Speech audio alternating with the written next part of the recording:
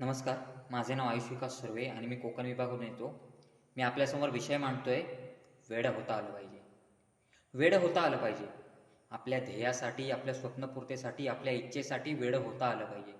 हो, पण तेच वेड हे स्वहिताचं आणि समाजहिताचं असावं हे मात्र निश्चित. 14व्या वर्षी छत्रपती शिवाजी महाराजांनी स्वराज्य स्थापनेची शपथ घेतली.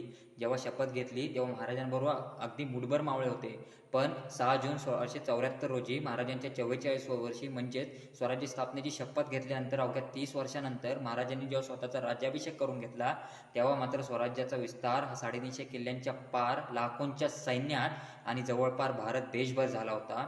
परंतु ह्या मधल्या काळात महाराजांना अनेक संकटांना सामोरे जावे लागले.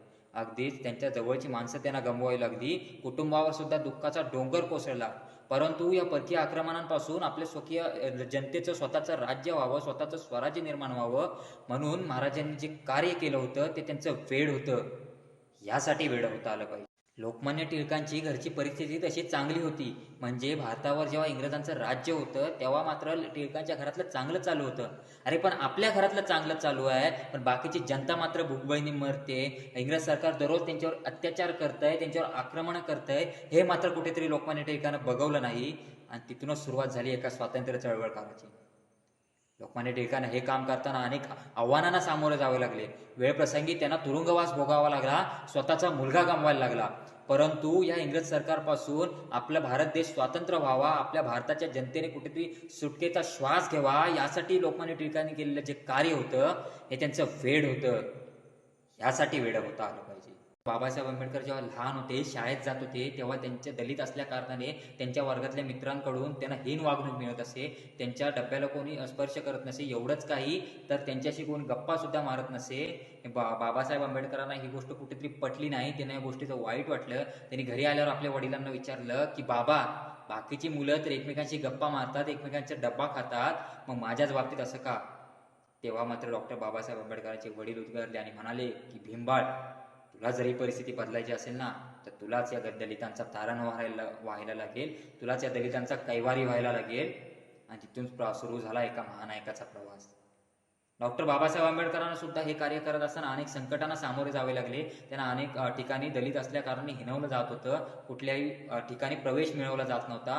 परंतु या दलित समाजाला सुद्धा जगण्याचा अधिकार मिळावा, भारत देशातून स्वातंत्र्य व्हावा, यासाठी जे बाबासाहेब आंबेडकरांनी कार्य केलं आहे ते त्यांचं वेड होतं. यासाठी वेड होता आलं पाहिजे. एक मुलगा पेट्रोल पंपावर काम करत होता. त्याच्या हातून एके दिवशी काहीतरी चुकी घडली आणि ते हे त्याच्या मालकाला समजतात. त्याच्या मालकाने त्याला फटकारलं आणि कामावरून काढून टाकलं. त्या मुलाला ही गोष्ट पटली नाही आणि तो त्या मालकाला म्हटला, मालक, आज तुम्ही मला कामावरून काढून टाकले, पण मी जेव्हा परत येईन ना त्यावेळी ह्या देशातल्या प्रमुख उद्योगपतींमध्ये माझं नाव समाविष्ट असेल. आणि अपमानाचा मनात अपमान बाळगत तो मुलगा तिथून निघून गेला. काही दिवस गेले, काही वर्ष गेले, काही काळ लोटला.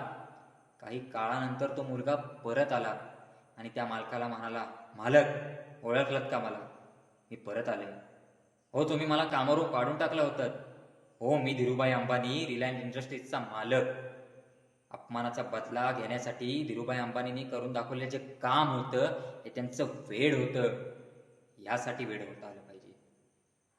सचिन तेंडुलकरने 16व्या वर्षी आंतरराष्ट्रीय क्रिकेटमध्ये आपलं स्वतःचं पदार्पण केलं. पदार्पणाच्या पहिल्याच सामन्यात सचिन तेंडुलकर बॅटिंग करत असताना त्याला एक जोरात बाउन्सर आला. तो बाउन्सर त्याच्या डोक्यावर आदळला, डोक्यातून रक्त यायला लागलं आणि सचिन तेंडुलकर तिथेच घायाळ झाला.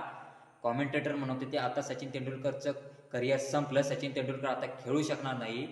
पण त्या घायाळ अवस्थेत सचिन तेंडुलकर उठला आणि म्हणाला की मैं खेलेगा. आणि तिथून त्यांनी त्या सामन्यात अर्धशतक ठोकलं आणि पुढचा इतिहास आपल्याला माहीतच आहे. क्रिकेटचा देव आपल्याला या सचिन तेंडुलकरच्या रूपात आपल्याला पाहायला मिळतो. खेळाप्रती असलेलं सचिन तेंडुलकरचं हे वेड होतं. यासाठी वेड होता आलं पाहिजे. मित्र हो, वेड होता आलं पाहिजे. तुम्हाला काहीतरी करून दाखवायचं असेल, समाजात काहीतरी परिवर्तन करायचं असेल, जर समाजात बदल घडवायचा असेल तर तुम्हाला वेड्यासारखं प्रयत्न केला पाहिजे आणि तुम्हाला त्या गोष्टीसाठी वेड होताच आलं पाहिजे. धन्यवाद.